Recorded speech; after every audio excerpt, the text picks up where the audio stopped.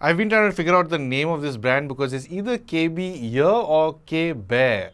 This is the KB02, and I have enjoyed spending some time with these IEMs, of course. And thank you to the folk at Keep Hi-Fi for making this review possible by sending me this demo unit. All thoughts and opinions are my own, of course, and it is a neat little affordable set of IEMs, of course, and it comes with a neat looking unboxing experience. It's pretty simple, but you get what you need in the box. You will get the IEMs in the box, of course, and you do get a neatly braided cable, and it's got a smooth finish to it, so it doesn't grip your shirt whenever you turn around, so that feedback never feeds through, which is a nice touch. The cable is terminated to a 0.78 connection at the point where it meets the IEMs, and a 3.5mm jack where it connects to your DAC or phone or music player. You will also get the literature in the box along with 9 sets of ear tips. Now, each of these ear tips come in different sizes, but there are these 3 different styles. In the sense, they have different finishes, so they do take on a slightly different tonal quality compared to the others. So it would make sense to spend some time with these ear tips, get the one that fits you just right, and see the kind of sound you like from whichever ear tip. Moving on to the IEMs, the faceplate of these are hand done, so no two IEMs will have the same finish. In fact, it does catch light very nicely, and I think this also does come in different colors. So this one in particular does have a very abstract look to it, but it does have a nice overall metallic touch right under the faceplate. It's some sort of resin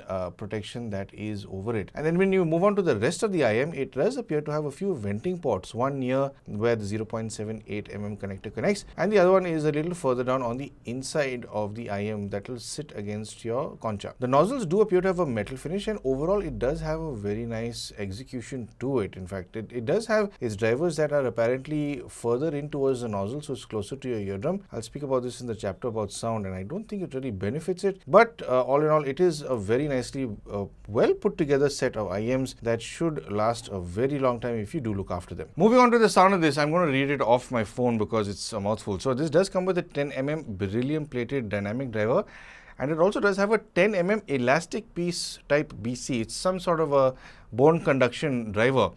And it's funny that they say elastic because whenever you put it on, if you happen to hammer at the IEM slightly, it's almost as if this thing is twanging inside the IEM. You can hear this sort of reverberation that is occurring within the housing itself. I presume it is this specific piece that's doing that. Then on a frequency response, it does have a response of 20 Hz all the way up to 20,000 Hz, and relatively easy to drive impedance of just 40 ohms.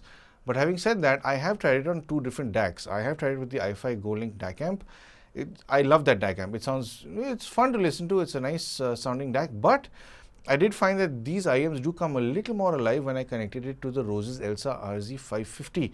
That is a much more powerful DAC amp, of course, and I think for the bone conduction to work a little bit better, it will need a little more power than a regular DAC amp. Volume wise, I have been listening to this at about 25-30% volume, but it does open up more at 35-40%, of course. Now, you can push it up to 45-50% volume, but I have found it to get a little too loud there. In fact, 40-45 is where it gets a little too loud for me, and if you intend on preserving your hearings, avoid listening to anything that loud for prolonged periods of time if you intend on preserving your hearing, of course. But down low at lower volumes, it does tend to thin out a bit. It is expected, of course. You will need to push out a lot more power to it if you want it to sound more rounded, which is why I think a lot of people will push this past 35 and 40% volume. Then moving on to its soundstage, well, if I'm being very honest, it is kind of impressive. There were some songs that I listened to, high-res stuff, that did appear to suddenly, throw a sound at me from about 1.5-2 feet away. I've never really experienced something like this with IEMs. Very rarely.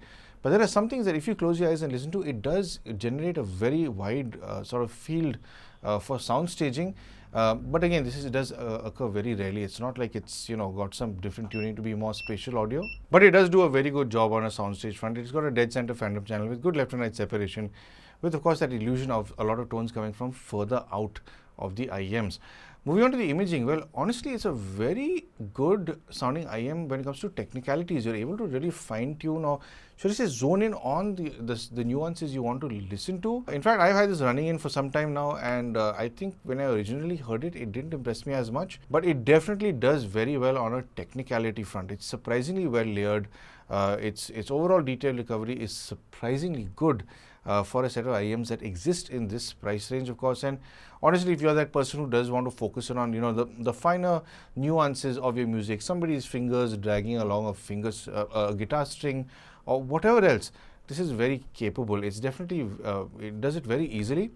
And then it's highs, mids and lows. Well, it does have some sort of a Harmon curve going on. I have not found it to be too shrill. It's not, in fact, it doesn't get shrill in the highs.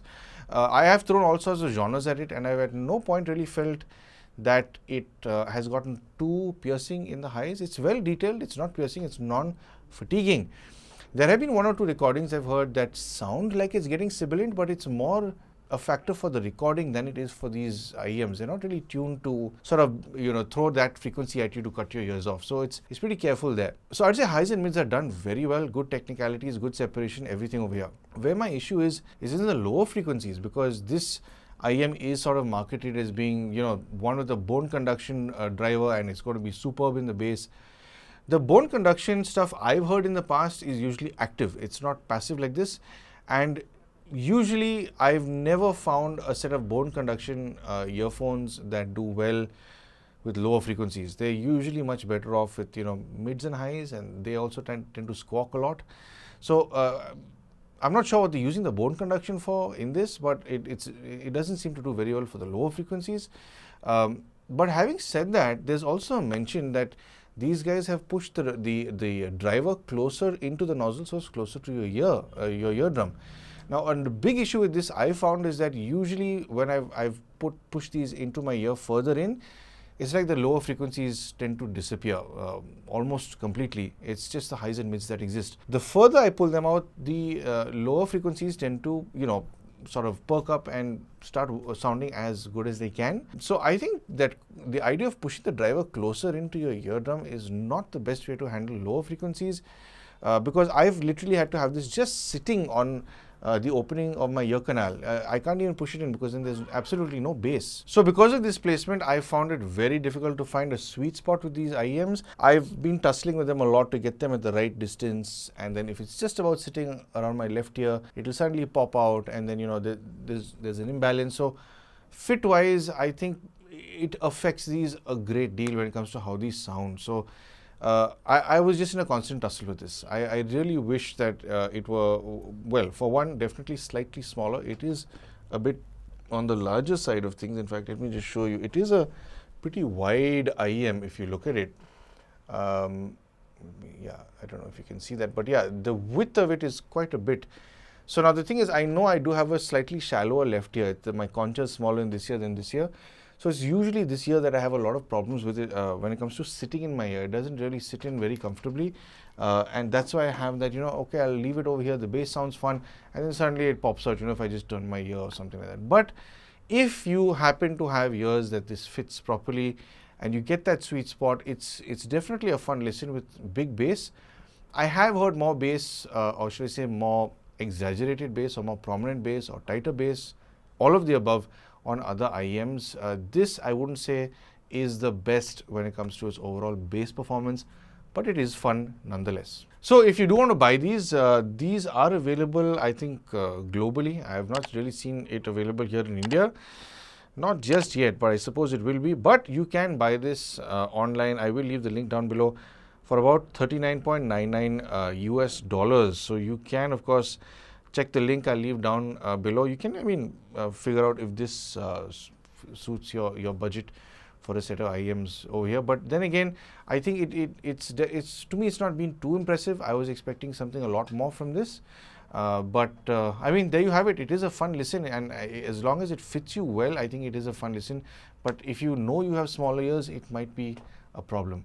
So there you have it. That's my quick review of the K-Bear or the KB Ear KB02, and I hope that it's given you a better understanding for these IEMs. And of course, if you want to support the channel, I'm sure you know exactly how to. But of course, thank you for tuning in for some sound advice.